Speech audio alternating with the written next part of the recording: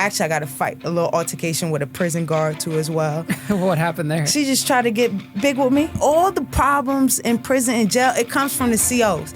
It ain't really the inmates. They start all the back and forth. They the ones start the rumors, you know what I mean? Stuff like that. If they don't like you, they gonna pick on you. They ain't like me.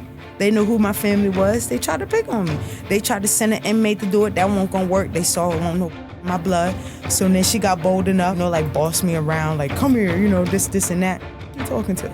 You know what I mean? That's my attitude. Like, I won't having that. Nobody was gonna walk. They thought they were because I was the youngest one there. I looked so innocent. You know what I mean? But then, don't let pretty smile and an innocent face fool you, bro. Like, you don't know what I've been through. You don't know what I'm about. You know what I mean?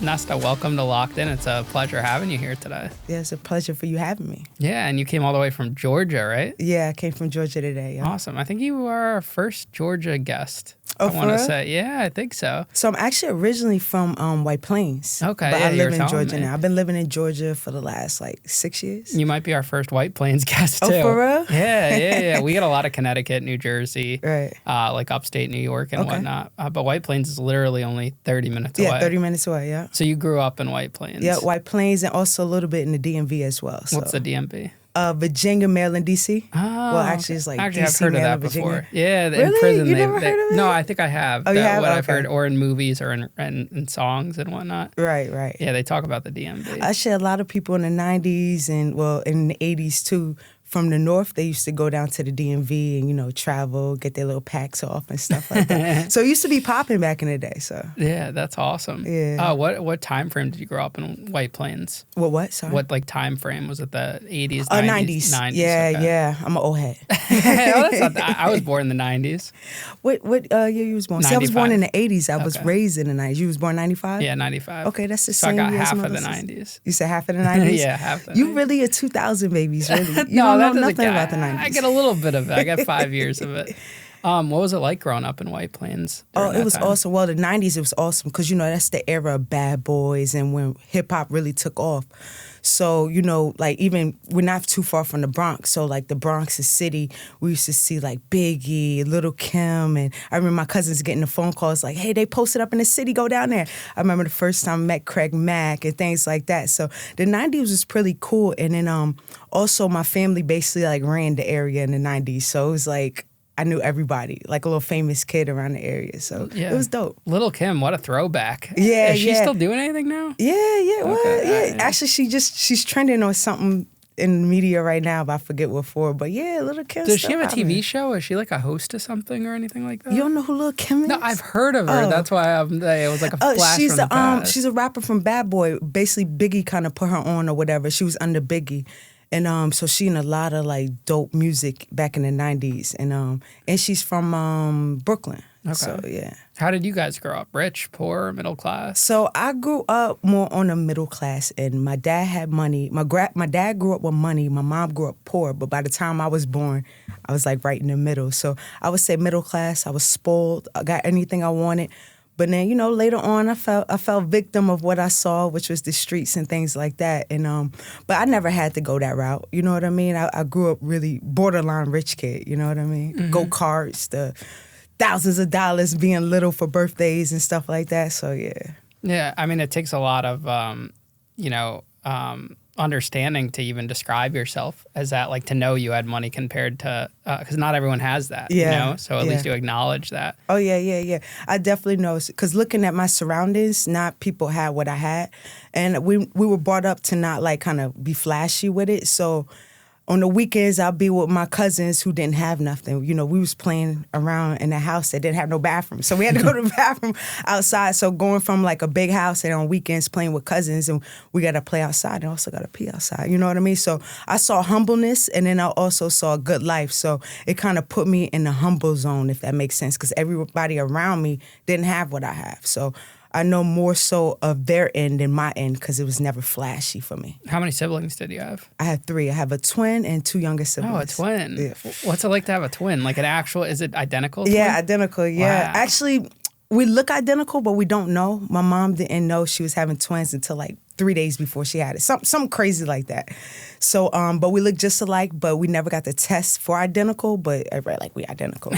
But it was cool. I mean, high school was cool, but then also it had like its like downfall. You know what I mean? Looking just alike, and then both you kind of little badasses. So, you know, she used my identity before it got me in trouble. You know what I mean? Things like that we have to put up with.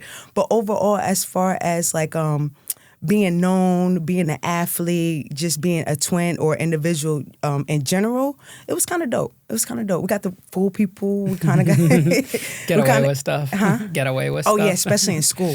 Oh, we terrorized everybody in school. Like all the teachers switched classes when we got in college. My mom actually gave us the idea. She knew a set of twins, and she was like, "Hey, you guys should do this when you get in college. Take each other class. Whoever's the best in this subject, take that." That's so funny. So yeah, it was cool. What about that twin telepathy thing? Oh, we definitely had it. Oh yeah. How does that work? I've always been curious. It's kind of freaky, but like you kind of used to being twins. Like when we was little, we had like our own language, or we can kind of like look at each other and like we know what we saying, and nobody know what else. You know, whoever else that's trying to pay attention, they don't know what we're saying. But as far as that, yes, I remember actually we was in, I want to say 10th grade, 11th grade. She had tore her ACL, meniscus, and she had to have surgery. And I remember sitting at lunch. I remember looking at the clock, and it was at 12 o'clock. And I just got this just super sharp pain in my knee. I mean, I was like screaming. I was just in the middle of lunch and stood up screaming because it hurt so bad. And I remember telling my mom, like, afterwards. And I was like, yeah, for some reason, I looked at the clock. It was like 12 o'clock. She was like, that's exactly the time your sister went into surgery. So that was like kind of freaky. So on that end, yeah, that is really true. That was just a little bit of what we had growing up as far as like being able to read each other's mind, or, you know, just feeling what the other one feeling. It's definitely true. Yeah. Now, what was high school like? Were you guys, you know, exposed to any like drugs or violence or criminal aspects, or was it just a normal? Oh, you know, we childhood? Was exposed to that way before high school. Right, We before say, like, high school? Wow. Before we was even born. First time I ever saw like a package was like 6, snooping around. You know what I mean? This was the life we was brought up in. This was the life we was born in. We didn't know anything about high school but that, and being an athlete. My mom didn't want us in that area, but we grew up with, you know, uncles and other people who was in that lifestyle really heavy. By the time I was 8, it was already 2 drug buses I was around. You know what I mean? So, you know, it's kind of crazy, but it was also kind of dope. Well, in my mind, because like I said, it was all I knew, right? So it was kind of dope being around the dopest drug dealers, the kingpins, like the highest of the highest, you know, and your family is centered around that. So it was I liked the like kind of like being known, like being that little. But as I got as a teenager, I kind of shied away from it because I saw like the trouble it could really get me into. But by that time, I was addicted. With my sister, it took a little later on in life for her to kind of go that route. I had changed my life around before she went down that route. She was more to like preppy and things like that, but I definitely took the street in. And by the time we had our license, we was chauffeuring. Chauffeuring? Yeah, we was chauffeuring things around, you know. No telling what's in the trunk type situation. Like unsuspecting drug mules kind of thing? Yeah. I would definitely say that. And that was your family members that put you in? A family member. The rest of them, nobody agreed with it, but it's just like one family member who's like John Gotti of our family member, of our family. And, you know, we lived in the same household with him up until, you know, the drug buses and stuff like that came. And then we kind of moved and things like that. But when he got back out of prison, by that time, we was in high school, so we jumped off the porch right when he got out and just started hitting the ground running. And it taught us the game, really. Taught us the game inside out. So you didn't have other family members trying to say, hey, don't hang around with him or do anything like that? Yeah, they said it, but we really didn't listen. Nobody, like, my grandparents didn't like it, my mom didn't like it, and everybody else was just like, whatever. You know, they was kind of used to it. But definitely my mom, my grandparents didn't like it, but like I said, it was what we knew, you know what I mean? It was what our family known, you know what I mean, at that time. What did other kids think about your family and you growing up? Oh, they were well, we was well respected, and a lot of people feared us just because of the antics, like, we can kind of carry out, like, only if people test us. Like, we're really respected and really good people. We'll break our backs for you in our community. Everybody knows us. But on the other end, they know not to cross us. They know not to really go there with us. Not saying we're big and bad, but we really don't take too much from people because we're big on respect because we respect everybody around us. So we kind of demand that in return as well. So. Did you get picked on at all? Who, me? Yeah. I only got picked on like with cousins. In school, people knew not to pick on me because we would fight in a heartbeat. I fight a boy quick, stay getting suspended, but everybody feared my uncle. You know what I mean? Everybody feared our family because, you know, they get busy. Like, for instance, like, when we was growing up, my uncle got shot at a party and started running after the dude who shot him. Like, they had to tackle him. That we don't really have too much fear in our heart. You know what I mean? So we want to get to the bottom of the situation rather just let it go, if that makes sense. So at what point do you think you realized that, looking back on it, that your family was involved in like criminal activity? I really didn't. It didn't really until I changed my life around. I didn't and got out that life and saw how they really didn't want nothing to do to me because I changed my life around and I started enhancing myself, and because they would expect for me to do what they do all my life because that's all we knew. You know, that's what we was known for. So, like, on that end, it's just, it's a wild situation. You know what I mean? So. Mm-hmm. Do you feel like you were born into it? Oh, like yeah, I definitely was born into it. I definitely was born. Like I said, I witnessed 2 drug busts by the time I was 8 years old. What's that like to be 8 years old? And is it like in the news? Is it in the media? Are other kids talking about it? That back then was the 90s, so like wasn't social media, but the whole town knew because my uncle, you know, moved to that town and took it over. He supplied the whole town. He went down kingpin charges. So, you know, for me, I was kind of used to it. I was really intelligent as a young child. Like, you know, my twin and I, like we were, you know, we kind of had to grow up fast. We kind of forcing a lifestyle around all these people and we getting to see a lot of stuff. So we're seeing triple the amount a normal child will be seeing, or even like a teenager at that age would be at that age. So I would definitely say like I was born in a lifestyle, and if I would have stayed in it, I probably would have been really successful if I didn't die, you know, being killed by being in a lifestyle. What do you think was the wildest, outrageous thing you've witnessed as a kid growing up into that life? There's so much, bro. A lot, like, besides, like, you know, actually just for myself, being in the streets myself, you know, seeing what, you know, the things that I done or the things that I didn't really, for instance, I was connected to the Greek and also Mexican, cartel back then, basically supplying them and they shipping stuff off what I'm giving them over to their country. You know what I mean? And things like that. So being in that lifestyle, you see wild shit. Like, you see dead bodies, bro. You know what I mean? I watched somebody literally take their last breath at my feet. And I was probably like 20 at that time. You know what I mean? By the time I was 25, I lived my whole entire life. I saw everything. I went to jail. I've escaped death so many times being in the streets, being shot at. You know, still to this day, people want to kill me being in the streets, but cops want to kill me. They hate me. They want to see me dead or in jail for the rest of my life because they can't get a hold of me. They can't control me. You know what I mean? And for me, it's like, I looked at it like, damn, they doing all this because I changed my life around? Because I don't want to do this? Y'all rather for to actually see me in jail or dead than actually see me prosper and, you know, be really successful in what I do. So, you know, it opened my eyes to a lot. And like I said, I changed my life. I was fortunate enough to do all that young. I changed my life. By the time I was 25, my whole life had changed around. You know what I mean? Mm-hmm. And like I done did everything but get married and have kids. You know what I mean? So yeah, I literally seen it all by the time, I would say like 19 really is when I saw it all. But by the time I was 25, like in that time span, 19 to 25, that's when like I went to jail, you know. I got to see a little bit more adult stuff, like the consequences of what I did. Because I always got to escape it, you know, being an athlete in my town, being like a celebrity in my town.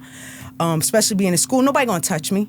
You know what I mean? I got the county on my back with just being an athlete, you know what I mean? And Hall of Fame at that, by the way. What sport? Basketball and softball. Okay. Softball. Yeah. Oh, yeah, I'm the greatest softball player. Not to toot my own horn. People will vouch for me. They consider me like the greatest softball player that ever went to So what happened? Why didn't you go down that path? I wanted to be a gangster, bro. But why? Like, why would you want to give up sports to be a gangster? I don't know. I guess it was just in my blood. You know what I mean? It was in my blood. And then also back then, especially for a female, back in WNBA won't making they ain't making nothing now. They were sending people overseas for like $1,500 a month. I mean, now you look at the Caitlin Clark thing. What'd she get? 85,000. Yeah, I make that in a year. She getting something 4 years. I'm making in a year, bro. You know what I mean? So I was interested in money. I remember being little, asking my mom, what career make the most money?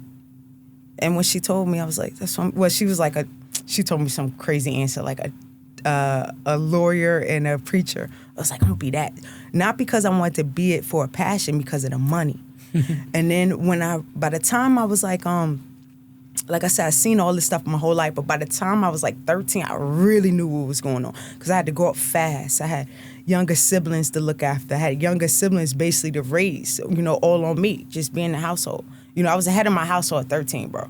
You know what I mean? So it made me grow up just super fast. So everything that I saw and everything that I knew was kind of developed me into being like a Griselda. No, real talk. You know what I mean? That was my goal, bro. That was my goal. John Gotti was my hero. People looking at athletes being a hero at that time, maybe like LeBron James, Allen Iverson. Nah, man, it's John Gotti, bro. Now, knowing what you know now, if your kid wanted to go down that route, what would you say to them? Oh, no, not at all. I would not let that even be a thought. You know what I mean? I wouldn't even tell my kids no stories about me, being in that lifestyle or anything like that. Because honestly, what kind of, sparked my interest was, in the beginning, was stories. Before I got to see it, like really understand what was going on, was, stories being told about what this one did, and I wanted to be better than them. Yeah. Oh yeah, you ran the city and you, my uncle, I'm gonna be better than you. I'm gonna run the whole state. You know what I mean? That was my mentality. 16, 17, 18 years old. You know what I mean? How do they treat a female figure in that environment? Well, what I was, like I said, I've been a tomboy my whole life, so a lot of people don't even really look at gender when they come to me, if that makes sense. Yeah, how do you feel about that? Like, is it insulting if someone calls you a tomboy back then? Because I know in like high school that was kind of like an insult, and when the era I grew up, no one wanted to be called like a tomboy or. I don't care for labels. So really, any label somebody put on me, I really don't care for. Like if you call me a lesbian, I don't like it. Even though. You look at me. But I just really don't like labels just in general. But if somebody say whatever, it's whatever. Go ahead. I'll answer to anything, though. You know what I mean? It's not gonna... A lot of people have problems with that when they're insecure. I'm super secure. Some people might think I'm cocky. I'm not. But some people might think I am because I'm super secure. You know what I mean? I'm really confident. I really have a lot of confidence about myself. Yeah, I mean, it's good to have confidence. Yeah, absolutely, right? Yeah. That's what, honestly, if I didn't have the confidence, bro, I wouldn't even made it this far in life. So do you think if you didn't give off that tomboy vibe, you would have had a harder time in the street life? Nah, just because my family had already set the grounds for me. Okay. I literally had it made, bro. I literally had it made. Like, I ain't had to do nothing. It was set for me, bro. Even like when my uncle was locked up all those years for the kingpin charges, it was drug dealers looking after me and my sister. Because he was what we had. And my mom, she was like, going to nursing school, so she wasn't really there. Our grandparents was older. Our grandmother was fighting cancer her whole life, so she was sick. So it was people, they were strict on us, but we was sneaky as hell. You know what I mean? Mm-hmm. So it kind of like worked this way out to end up where it ended up, you know what I mean? Do you ever think like if you weren't born in that lifestyle, life would have been way different? You would have had a different upbringing, maybe you went off to college or something like that? I would have played with the Gauchos in the Bronx. They wanted us. I didn't want to play because all I was thinking about is money, into the streets. And in a shorter way, if I did have to play sports, a shorter route, not the route I had to really work for because I was naturally athletic. But yeah, if I wasn't born like in this lifestyle or anything like that, I would have been some little kid who graduated college, probably would have been in the WNBA or USA softball team, somewhere, for sure, somewhere there. I could have went to any school in the country, bro. Any school in the country. Do you wish you did, looking back on it? No. Okay. Only thing that I regret is I had so many kids looking up to me. My community I had on my back. Everybody was dependent on us. But then when I looked at it and said, I want to live life for me, my mistakes are mistakes. It made me who I am now. What am I going to regret? You know what I mean? What am I regretting? You know what I mean? But like I said, only for the little kids who looked up to me. I showed them the wrong way. But what I did was, that's why I changed my life around. I made it a point to show people you could be this, but you also could be this. You know what I mean? So I'm proud of being a person who once did this, but now also here and able to save a lot of lives. Bro, I toured colleges, just telling my story, changing people's lives, helping people, preventing people from suicide and things like that. You know what I mean? So if I didn't go that route, if I didn't go, being a badass, like through school, just everything, I wouldn't have the experience to help people enhance their life or make their life better in a situation where they're just looking at me being inspired. Somebody did that for me. His name's Carl Hicks. He was my mentor. He came visit the jail when I was locked up. And he used to just tell us stories how he used to do crack, but then also be a drug dealer, and then but he made it a point to always show us how he changed his life around. Every time he come here, tells a story. But at the end of that story was how it was a better outcome, or how he made a point to change it up, to a better outcome or change his life. And, just for him doing that for me, it showed me you can change your life around. You can be a better person. You know what I mean? And deep down, I knew that wasn't me. I was always a really good kid. It's just that I was addicted to the lifestyle. You know what I mean? I always tell people, power embody my life. Tyreek, he had a twin. I have a twin. His dad was in the streets. You know what I mean? Just everything around it. Tommy's uncle, my uncle. It's just really, really, but more realistic, more heavy, if I would say. You know what I mean? Yeah. How much control did the Jamaicans have over the drug game back then? Because we had like Unique, who's a Jamaican kingpin, former kingpin, on the show in that time period too. Let's just say, with questions like that, I'm going to answer, but sometimes I don't like to answer because, like I said, remember I mentioned, like, the police, they hate us. Mm-hmm. The feds, they hate us. So they look at any little thing and be like, oh, that person's still doing this back in the 90s. But I'm going to answer your question. I just have to put a disclaimer. Everybody changed their life around. Nobody is now currently doing this. But yeah, my pops taught my uncle everything he knew, and he took damn near over the whole state. So yes, for Jamaicans, like rude boys, you know what I mean, rosters. But people don't know this about Jamaica. Like for instance, my dad, he's the youngest out of like 15 kids or something like that his dad had. And all of them like doctors and nurses. He's the only one, and he's still got a good job stuff, but he was the only one that kind of like took a different route. You know what I mean? So really, most of the population of Jamaica, they're really good people. They're Christian people. They want to do the right things. They don't like us Rastas. They don't like the rude boys. But, just like anywhere, you have that. But Jamaica is actually really a good country. But the rude boys and the Rastas back in the 90s, at least when I was growing up, yeah, they was taking over everything, bro. Hundreds and hundreds of stuff getting shipped over here on the boat. In these TV shows, they always depict like the Jamaicans as the hit people and like the gang members, like in Power. The Jamaicans play a big part in the show and the original series. And they so slick with it too, bro. Yeah. They so slick with it. It's when, like for instance, ask somebody when they locked up in the feds or jail. It's Jamaica. It might be some Jamaicans locked up, but it ain't that many. Yeah, they're so slick with it, bro. You don't see that many Jamaicans in there. You see what I'm saying? Slick with it. Because you know why? Jamaicans so spread out everywhere. Canada, England, you know what I mean? It's just spread out all over in this like little closed-in area that can transport from all ends, really kind of from the United States. They got a big area to play with when it comes to, illegal activities, you know what I mean?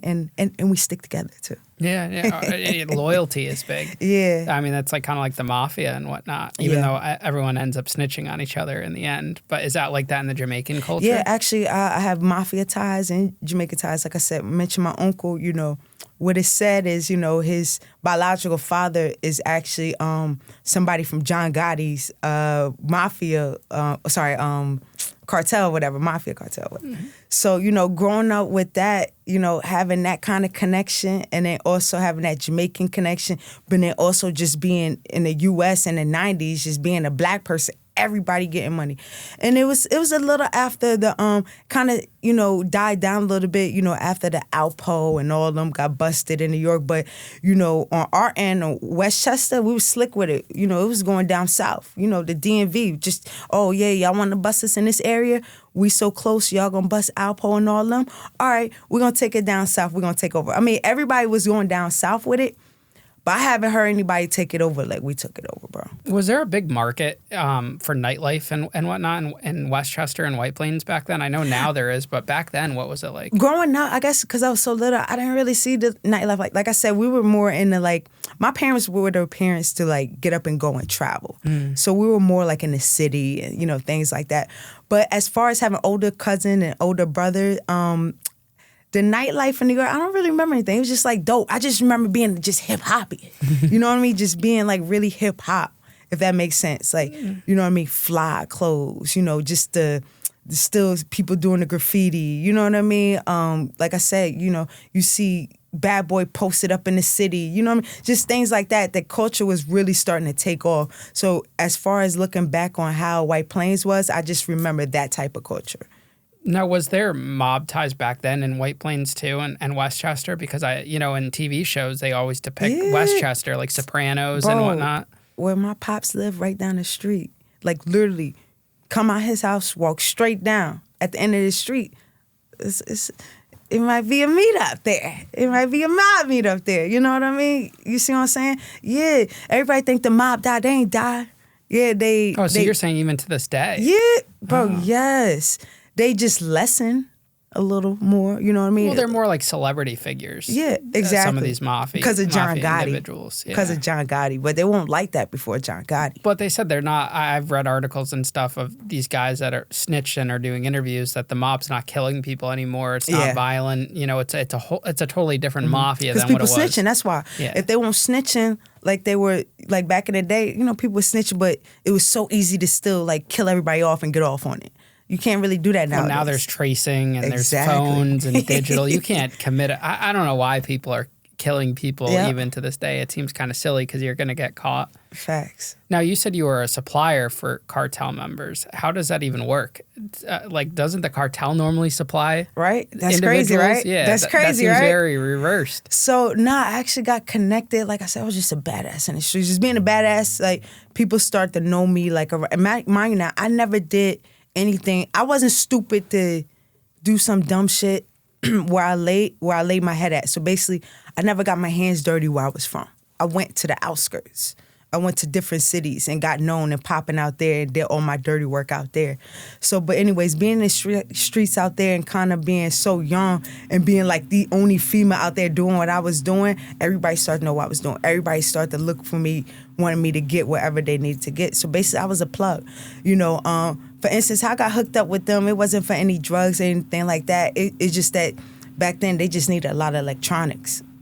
So they got a lot of the electronics through me.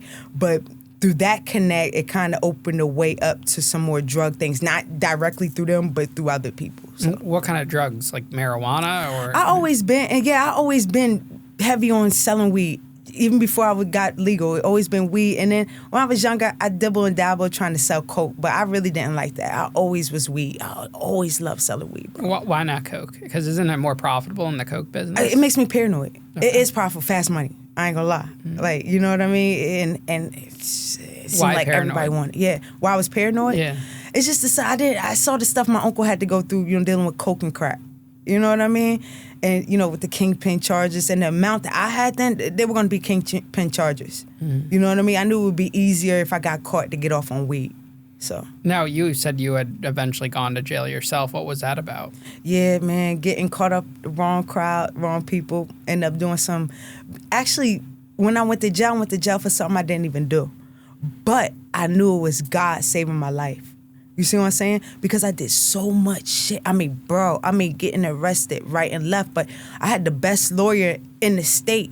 He's like Johnny Cox. Shout out to Scott Goodman, by the way. Shout out to Scott Goodman. He get me off of everything. But this one particular time, it was like I was with somebody, right? And they basically ended up getting off. But I was still in that surrounding area. And of course, they're gonna come to me, they know who I am or whatever, they automatically attach me to the shit. So basically, they set me in jail just waiting to get evidence. They never got evidence, and my lawyer got me off on it. But basically, that whole thing, I knew it was like weird. It was like, how the fuck I'm gonna do all this stuff? Like, they even tried to say I even robbed a cop. Did you? Yeah, before I got locked up. I ain't gonna say I don't know what they talking about. You know what I mean? They was putting stuff like that on me, and I would get off on because they would have no proof. And it's something I actually didn't do. I get locked up for. But I wasn't pissed. I wasn't nothing. I knew I needed it because I was trying to get out the streets at that time. It was God. I knew it was God, but it was just, he did it in different circumstances. You know what I mean? But he did it, in hindsight, he did it in the circumstance where I could learn my lesson, but also have a second chance. I'll explain in a minute. But it was God, bro, because I just remember, making my first phone call. It was to my ex. And my mom, she was so used to me getting locked up. She hung the phone up and she like, oh, she'll get out. Boom, I'll bail out later or tomorrow. Spin her ass in jail. But I knew it was serious this time because they denied my bail. Like, you know what I mean? They was like, right off the bat, they was like, nah, you a terrorist. I'm like, whoa. So I called my ex and I was like, yo, you got to get in contact with my mom. This is really serious. I think I'm going to be in here for a minute. So anyways, a couple days later, my mom done put money on the books, but I knew it was serious. And when I told them on the phone, I was just like, let me sit. I needed it. I was already begging them at that point, like, help me get out the streets. I actually went to my mom and dad. The day I got locked up, I was supposed to move in with my dad for him to like kind of keep an eye on me, put me on the right path, try out for basketball team and stuff like that. It was going, he got the hookup. So, I was going to try out for the Liberty, all that stuff. And but I needed something more powerful. I needed something that I can learn my lesson on. If I didn't get locked out, I would never learn my lesson. I probably would be dead right now. You know what I mean? So, spending that time at jail, I took that time to focus on myself, understanding that the streets was a myth. I knew the streets was a myth. It was grown men snitching on me. It was grown men when I found out I get locked up snitching on me. You know what I mean? Grown-ass men, bro. Grown women, too, but I was more shocked at grown men. And then while I was in jail, I took a bunch of other charges for other niggas. Excuse my language, but let's say what it is what it is. I took charges for other people who never even wrote me in jail. So sitting in there all that time and seeing all this, like, damn, I'm taking charges for people. They ain't even writing me. They talking shit. You know what I mean? I got grown men snitching on me. I'm not going to snitch. I got the best lawyer in the state. Only thing I know I had to do is wait it out, wait the trial, all that other good stuff. So, but the bottom line is, I told them don't rush because I knew if I would, and plus they was denying my bond and stuff anyways, you know what I mean? But I told them, like, don't even really fight it. Just hire my lawyer, let him do what he do because I need to change my life, you know what I mean? I want to be a better person, you know what I mean? I was begging for help at that point to change my life around and to become who I have become today, you know what I mean? I've seen this for me. Who I am today, I've seen it for me even when I was in the streets. It's just that I had to see what the street life was about, bro. And I'm glad I did it young instead of waiting until I was an adult and like jump into it, you know what I mean? Why then did you try to decide that you wanted a different life? You could have decided that years earlier. I didn't see enough yet. Years earlier, I didn't even see enough to decide like that was enough. Like I told you, I lived my life, full life by the time I was 25, really 20, you know what I mean? So all those years before that, I didn't really see it yet until I got hands-on. And then, like I said, really the turning point is seeing the streets is a fucking myth. Excuse my language, the streets is a fucking myth, bro. I can curse? Yeah. The streets is a fucking myth. Let's be real. What laws, who are making these laws up? You know what I mean? All this other stuff that is going by. And then, like I said, even seeing people snitching on me or even people not writing me in jail, it just kind of opened my eyes up saying, this is a fairy tale life. Who is loyal to who? Who really, everybody's gonna get caught eventually or you gonna die. So many people I know, like, die, bro. Doing the same people I used to run with, die, bro. Person, like I'm saying, I'm taking charges where he dead, bro.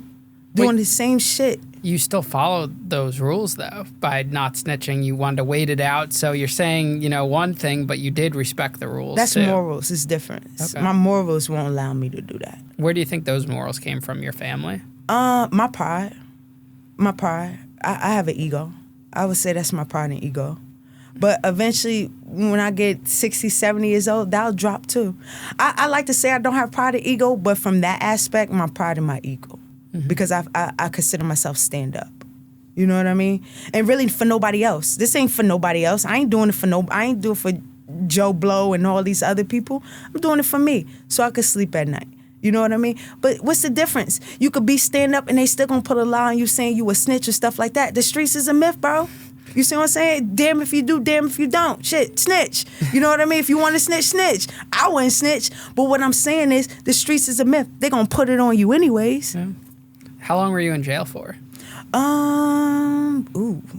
I want to say like a year and a half, 2 years, something like that. And how were you treated in there? As a woman, did you have some respect? No, because like of your shit, family? bro. I stayed in the hole. You stayed in the hole? Yeah, I was treated like shit. Why'd you go in the hole? Because I would fight my way out. Being, all the girls kind of wanted to force themselves on me. A lot of them was older and Give us a scenario. Yeah, how'd they do that? What'd you react, and what happened after? You know how they say like dudes probably get like raped in jail? Yeah. I ain't gonna say they try to rape me, but they was like forcing. I'm like the only masculine woman there. They ain't around dudes. Even the straight women want me. You know what I mean? So a lot of them like forcing stuff on me, but I'm not that type of person. I'm not really to put myself out there or just like sleep with anybody's stuff. That's something that can really like tick me off. So like stuff like that would kind of caught me in like little fights here and there. So a woman comes up to you. Yeah, but like aggressive though. They don't be like, try to flirt or So what are they doing? Like being aggressive, like in my face, like, yo, what's up? Like, you know what I mean? Basically want me to fuck them. Like, and I'm like, nah, like what do you, nah, hell nah. First of all, look at you. You ain't got shit. You gonna be in here for a minute. I'd rather let my shit come to dust. You know what I mean? Like, that was my whole attitude. But that's just, like, between them trying to, like, force themselves on me and me, like, because I got a temper. Well, I did back then until I worked on myself.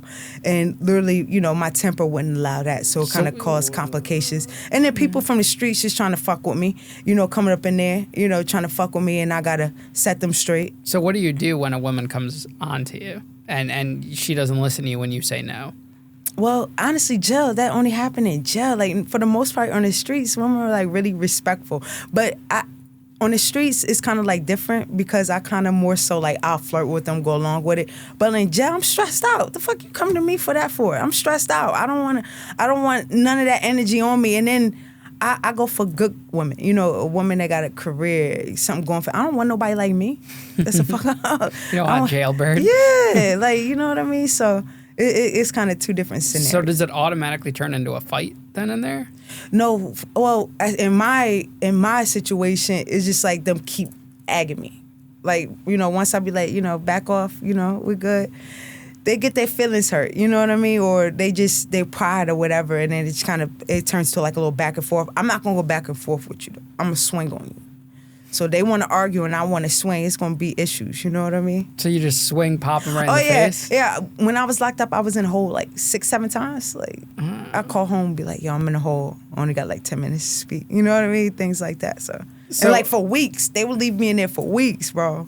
So you would just straight up hit them in the face when they came up to you? Yeah, fight, or somebody would break it up. It'd be like a loud, altercation. Or once I got a fight, a little altercation with a prison guard too as well. What happened there? She just tried to get big with me. You know how they be uppity on you, and they start so much shit. All the problems in prison and jail, it comes from the COs. Ain't really the inmates. They start all the shit. The back and forth. They the ones start the rumors. You know what I mean? Stuff like that. If they don't like you, they gonna pick on you. They ain't like me. They knew who my family was. They tried to pick on me. They tried to send an inmate to do it. That won't gonna work. They saw it won't no bitch in my blood. So then she got bold enough trying to, like boss me around, like, come here, this and that. Fuck you talking to? You know what I mean? That's my attitude. Like, I won't having that. Nobody was gonna walk. They thought they were because I was the youngest one there. I look so innocent. You know what I mean? But then, nah, don't let a pretty smile and an innocent face fool you, bro. Like, you don't know what I've been through. You don't know what I'm about, you know what I mean? And, just a lot of judgment. And then that was my first time there. The rest of them did, like, stints. So, they just want to do all that shit, bully you, and see how far they can take it with you. What did you do to the correctional officer that was coming on to you in that sense? Oh, we got in a scuffle. You got into a scuffle? Yeah, got in a scuffle to the front. Yeah, like, bro. Punches or? Yup. We got in a scuffle. She, like, actually sprung I think it was this wrist or whatever, like during our scuffle. Yeah, it was a little scuffle there. Can't you get charged with that? though? Yeah, but they didn't, because she started and she sprung my wrist, and my lawyer happened to pop up that day to visit me. To, like, because we about to go to court and stuff, so he just, like, going over stuff, and, for a lawyer visit. He happened to pop out right after it happened, and he raised hell. So they end up, like, kind of covering that shit up. How long was the fight until they broke it up? She was, like, 20, 30 seconds. I don't know. Like other guards had to, because she couldn't handle me. Because she tried to get big and like, try to like tackle me and all this shit. And I won't having it, bro. I won't having it. And then, it was like a scuffle. And then the scuffle went on until like other guards came in. They tackled me, got me on the ground, all that shit. Now, we hear from male correctional officers and that have been on the show and inmates where they'll go into a cell and fight with a male inmate to assert authority and gain respect. Are the women COs doing that to women? Hell no. It's not like that? Nah, I ain't like that. Well, in prison, it'll be more like that in prison, just in all areas. In jail, it ain't like that.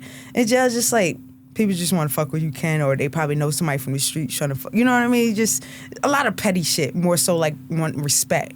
You know what I mean? What about female guards hooking up with female inmates? Is that a thing? Oh, yeah. I had a little thing in jail. Yeah, you had a thing? You had a boo thing? Oh. Hey, yo, shout out to you, yo. And that was an officer. Yeah. I can't blow her up, though. No, but how does that dynamic even form? You want to know what's crazy? I actually knew her a little bit. This guy, I was connected to not just the Greek and the Mexican Mafia, dealt with a lot of Chinese people too in that lifestyle and things like that. So this Chinese dude I knew in the streets, she was kind of doing some illegal shit with him or whatever, and I had met her in the streets before I got locked up, like a year before I got locked up. I get locked up, I'm sitting there like 3 months. She pop up and get a job there. So I'm like, oh shit, first of all, I know what you do, so I know what you about to do in here. But then also we kind of kicked it off. And then, okay, and then do you like approach her? How does that work? Flirting, yeah. But what if she's not about it? You could get into that's exposure for you. Nah. What they gonna do to me? They gonna lock me up for flirting with her? Mm-hmm. Now, like if I cross the boundaries, try to like touch her and stuff like that unwanted, and then they probably do something. But flirting, hell no. Man, it was other guys who, we flirt with, you know what I mean? How can you get away with it though with all the inmates watching and being jealous? Well, everybody know everybody. Like, when we was locked up county jail, everybody know everybody anyways. Like I went to school with one of the guards that was there, you know what I mean? So she telling me everything that's going on in the streets. Yeah. I knew everything, you know what I mean? So, like, they put out, saying this and that. Like, like they said, the jail know it first. Dead ass, I knew it first because of that situation. But as far as, like, hooking up with her, like I said, before... Fast forward, I didn't even tell you this part, but we was kicking it off before I got locked up. Mm. So basically when I got locked up, she saw me there. It kind of like opened the door of me kind of getting my way when she worked. You know what I mean? Things like that. And then when I got trustee, walk me down to the trustee at night. I'm like, Copperfield, do whatever. You know what I mean? You know what I mean? They let us do whatever. When I made it to trustee, at night, that's when we worked. So, but then also that's when the dudes work. So where we were locked up at, it was a men's and women's, but we kind of have to go through passing at night. So it was like 5 other trustees. They let them go freak off on dudes, and me and her go right there in that little corner. I get my little feel, a little kiss. Didn't really get to like the sex part we really didn't have, but I got off. What was your nickname in there? Rozay. Well, okay. They knew me as Rozay on the streets, but when I got there, they named me actually Little Baby. Little Baby? You were a little baby? Yeah, because I was the youngest one there, and they said I looked innocent. But when I got locked up, I was all over the news. Like, everybody knew it. You know what I mean? But they was like, yo, you look so innocent. Why are you here? And then they just nicknamed me Little Baby. And it's crazy because years later, the rapper Little Baby came out. So. Oh, he wasn't even around when you were locked. I know, right? Oh, okay. So you were there for a year and a half, and then what? You went to trial, or you beat the case? Yeah, I got out on trial. Okay. Yep, I got on trial. So where we from, everybody gonna stay there for a year and a half because they so backed up. So you don't get a trial date until a year, being locked up. If you getting denied bond, you in there that whole year until trial. So that was the situation for me. And I had to go through so many lawyers because people were snitching on me, so it was a conflict of interest. So as soon as I got in there, my bunkmate snitched on me. Tried to snitch on me, but we ended up having the same lawyer. So next thing I know, I get a letter in the mail, the lawyer saying it's a conflict of interest. The same day I get the letter, they escorting her out. She leaving, go home. But we had already put 2 and 2 together, everybody in our little block, that she was doing that because somebody had saw the kite she was writing, and they read it, and it had like my name, and they talking about she knew information on me, shit like that. So I knew what to expect, but I was just waiting for it to play out because, it was my first time in jail. I already knew what to expect, hearing stories. People going to be in your ear, don't say people shit and all this other stuff. So I'm playing everybody for who they are. But yeah, it was just wild, bro. Just wild. So she was the first one, and it was grown-ass men, you know what I mean? Things like that. So it like prolonged my case because I went through 3 different lawyers. Because the lawyer that I usually get, which I said Scott Goodman, shout out to Scott, he was working on a high-profile murder case. It was like the UVA player had some UVA player had killed somebody. Sports player had killed his girlfriend or something, and he was working on that case. And then so he was working on that case. And then I had to literally wait 6 months in jail before I even had like a lawyer. So I was sitting there 6 months with no lawyer because I ain't want no public defender, bro. I got money. My family got money. I'm not getting no public defender, bro. What I look like? You know what I mean? But I knew eventually I needed a public defender to try to get me a bond.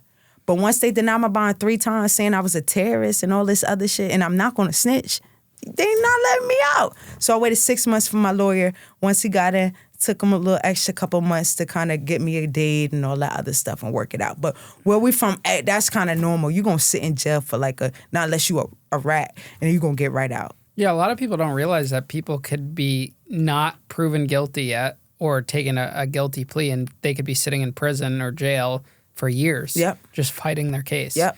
I've known somebody that was up in there, like, I want to say like 5 years. Like, it was a woman in there 5 years. Yeah, I mean, I know there's like certain situations where the person could legitimately be a danger to the community or a flight risk, but in a lot of scenarios, they're not either or, and they can't just afford it to get out, and they're sitting there. You want to know what's crazy? When they was denying my bond, I was so hurt. Like, I'm not going to hurt nobody. But then I sat there and thought about it, and I'm like, okay, this is why I'm here, actually. This is actually saved my life. If I get out, because right now, I got locked up. I was already out on 2 different bonds. It was like light shit, though, but it was like on 2. They just kept trying to throw everything on me up at that point and to actually get something that stick where I could sit in jail, the cops and stuff. So that one thing, because they caught me there on the scene, they're like, oh, yeah, she got something to do with it. But really, I'm just like, I was just doing some shit I wasn't supposed to do, but I wasn't doing that shit that y'all got me for. I just haven't been there, and then some wild shit went down because it was a disagreement, and then that ended up happening, and it ended up getting blowed up out of proportion. They made up some fake story in the media, the cops and shit, called what is it called? The news made up a whole fucking story that wasn't even true, and that helped me get off and all that other stuff too. But yeah, for the most part, like, you know, that's my past, and I look at it as my past, and it helped me move towards my future and actually become my future. So, you know, it is what it is. So did you win at trial? Is that what ended up happening? You won? And because the guy come there and, you know, everybody that's witness, they said it won't, I ain't had shit to do with it. But the thing is, in order not to, like, throw anybody on the bus, because like I said, I had already was on bond for taking charges, well, not snitching on other people who was doing some shit. And I mean, I was involved in that, but they only pinpoint me, but they really wanted other people. So when I got locked up, I was actually on bond. So when I went to trial, I was still out on bond for 2 other cases. So when I went to trial, my lawyer was able to get all that knocked out in one. So I beat the case for what I actually got locked up for.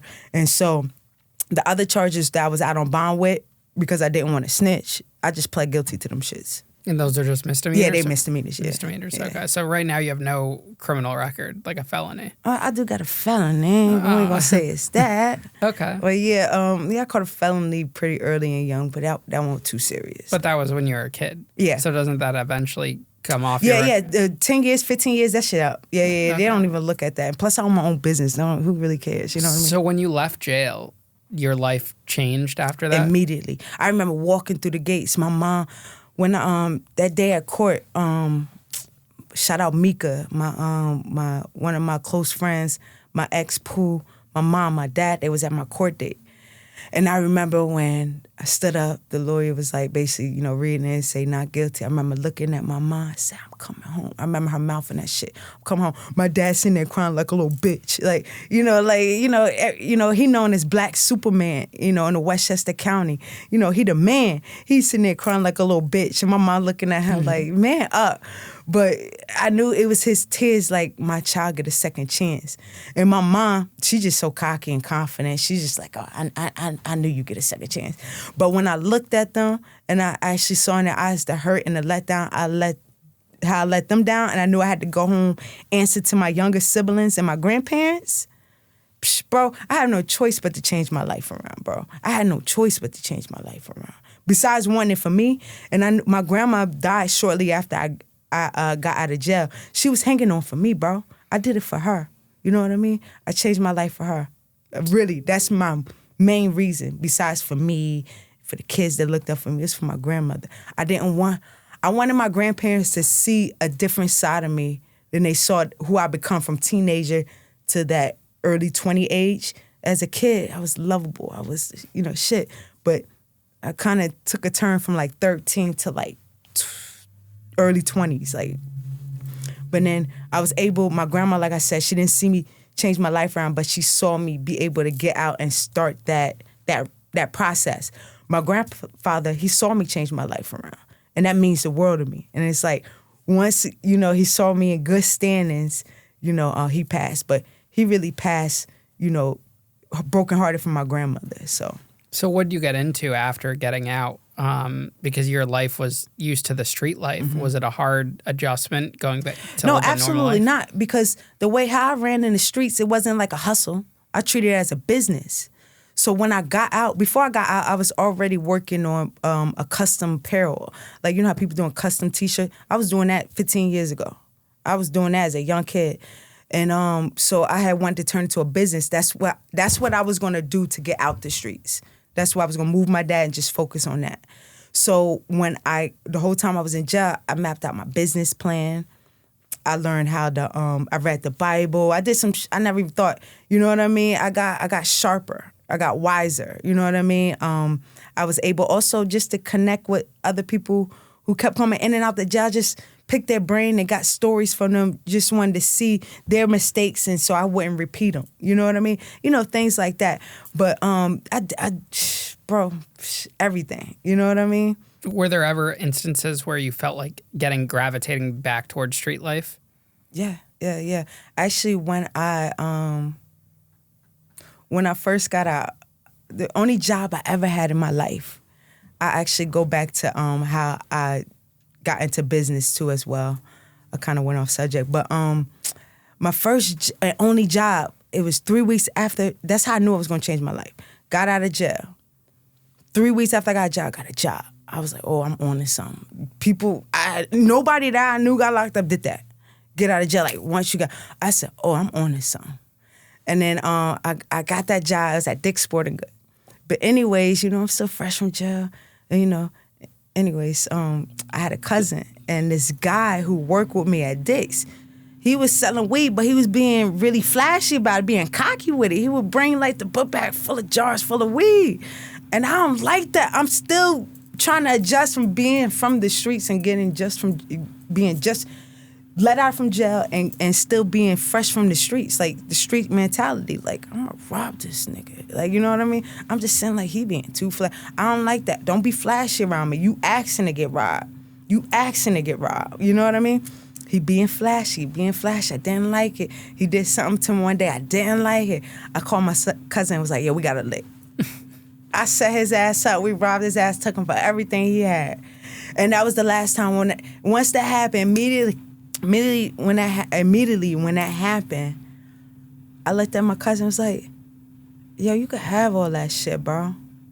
This shit ain't for me. I felt bad. I felt guilt. Like, you know what I mean? I just felt, because really, up until that point, I really never robbed anybody personally.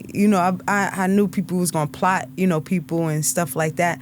I think I was so angry about going to jail for something I didn't do. I just wanted, I don't know, I just had to get something out my system, bro. And that was an easy lick. Anybody saw that as an easy lick. But anyways, his situation, that was the last time I was like, nah, bro, this ain't for me. And plus it was so cheesy and corny. Like, who robs? That's some broke shit. You know what I mean? Who does stuff like that? And I looked at it at that point of view too, and I was like, no, I'm a boss. Why am I doing this? Like, I'm pissed off at him for something somebody else did to me, and I'm taking out on him because he being flashy like that person because I got in trouble because of them. Mm-hmm. You see what I'm saying? So it was my PTSD triggering, and he got the aftermath, basically. And then, but once I tackled that and noticed that was corny, I didn't want any parts of that. And then going to therapy kind of helped me also change all that up. immediately. How did therapy help you? It took a while. The right people, and it helped me. You know what I mean? It helped me a lot. Like, I never would have thought I would be so at peace. If that makes sense. Like, so much shit I saw growing up, so much stuff I've been through growing up, and so much karma I had on me for the things I did in the streets. You know how, like, you breathe and it feels so heavy on your chest? That's how I would breathe. But, like, going to therapy and also wanting myself, just changing myself just in general out there help. I can breathe. I'm at peace. You know, I'll be doing yoga. I'll be doing shit I don't even think I would have ever thought of doing it. You know what I mean? I'm so at peace and so content. It's like sometimes I can't even believe it I'm here. You know what I mean? So, but I want to touch and answer your question about, like, kind of how like, I got into, like, the business right after being locked up. So basically, like, the T-shirt business I had before I got locked up. So that helped me change my life around. So when I got back out, I had the designs. I already knew the machine, everything that I wanted for the business. I knew that I had everything locked up and loaded as far as the blueprint, because I did the whole time I was in jail. That was all I focused on.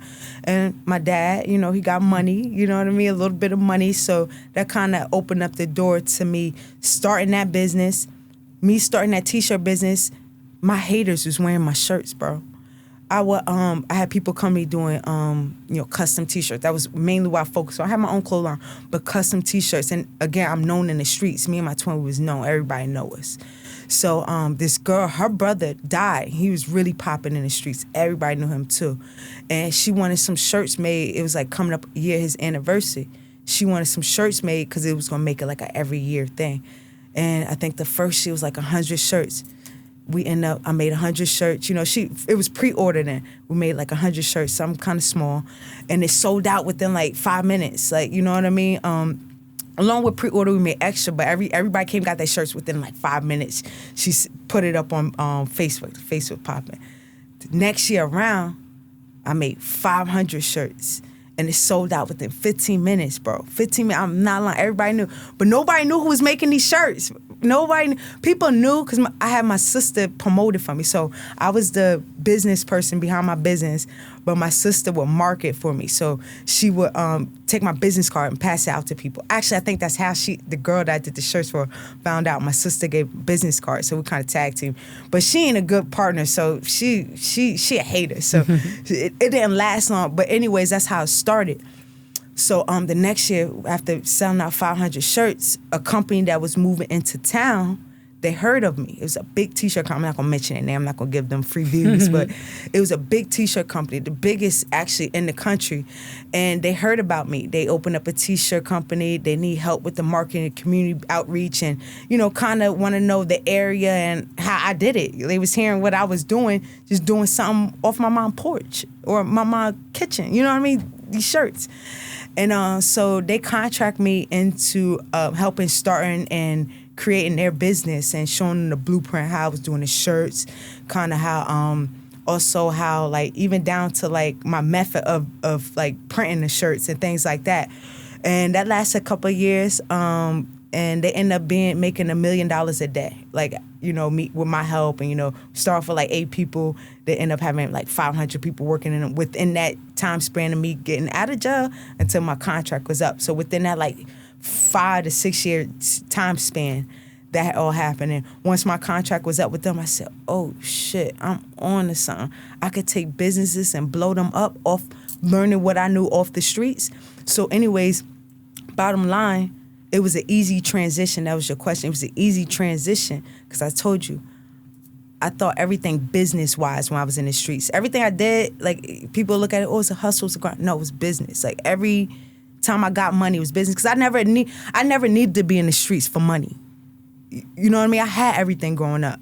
It was more so, it was my own, being in the streets, my own money, but I was a spoiled kid growing up, so I really didn't need to go that route. So it's more like, you know, respect and, you know, and then, money and things like that. But anyways, it helped me, knowing that knowledge helped me, you know, blow up what I was doing. And companies started hiring me to start their brands and market their brands and help them expand their brands. And that's what I do to this day. But I kind of focused that more so on the cannabis business now. So I took all those methods and focus on helping people grow their cannabis brand. So. That's awesome. What advice would you give to someone that has left the life and has kind of temptations to get back into the life? Because there's a lot of listeners on our show that, you know, they were involved in criminal activities or battled with addiction or anything like that. And they're trying their best to overcome that. And sometimes, you know, temptations like that, if that's the only thing you're successful in your life and you're struggling now, you might be tempted to get back into that because that's the easy, fast money. Yeah. So what would you tell people? You got to want it. You got to want it. The first thing to admit you have addiction to is the first thing to identify you have an addiction is to admit. Same thing in the streets. To admit that you got a problem, bro. You got a problem. Being addicted to the street life, that's a problem. You need help for that. So you got to want it. You can't just get out because it's still going to be in you. You know, once a person with addiction, you're going to always have those cravings. Same thing with the streets. You're going to always have those cravings, but you got to want it. So, for instance, like my grandfather, he used to smoke a pack of cigarettes, couple a day, alcoholic. It's the reason why some of my family are alcoholics to this day, you know, because it trickled down from him. But anyways, he changed his life around and never, from 50 years from that point on, when they told him he was going to die, he cold turkey quit everything. 50 years didn't touch nothing, something that he was addicted to. So you got to want it, bro.